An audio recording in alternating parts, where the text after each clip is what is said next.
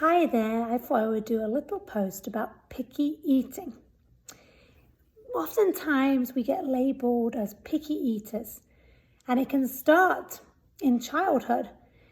Sometimes it can be transient and just part of the child kind of having some control over something and kind of pushing back and forth with the parents. And sometimes this can actually persist into adulthood. It can be really hard. It can be quite traumatic, really, because you have this label on you that you're a picky eater, you're difficult to shop for and you're difficult to feed, and it's complicated. Our relationship with food is complicated at the best of times.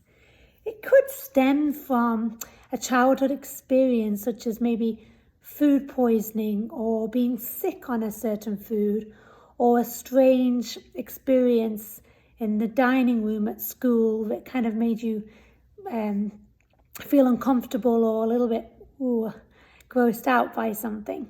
There can be many factors related to it. Maybe you had swallowing difficulties or you choked on something. Whatever that may be, over time, sometimes it can develop these aversions to certain foods, almost fear of certain foods too, for a variety of reasons. Know that the gut and the brain are connected.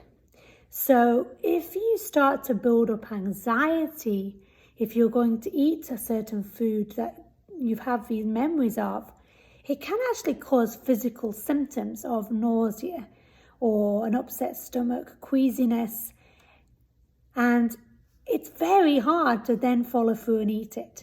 It's also very hard if your loved ones or people are saying, come on, you can do it, just a few more bites. So I want to say that there's nothing wrong with you. And many times it's not your fault. You're not being difficult, and there's a way out of it. This book is fantastic. Conquer Picky Eating for teens and adults. And Dr. Katia Roel is fantastic at this stuff. So check out her other work. She's written one for children too. It offers some reflective practices, some tools, and some ideas. I've found with clients it's really good if they feel they have control. The loved ones kind of step back a little bit so you have that pressure off.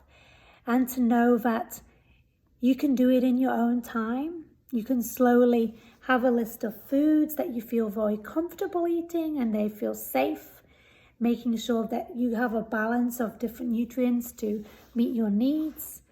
Foods that are kind of unsafe and fearful, that's the long-term end game, to kind of slowly add those back in to get some freedom over these fears.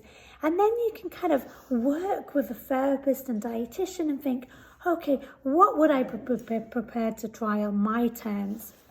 And to know that if it's difficult and you're struggling, you can back off at any time and revisit it. You are in control.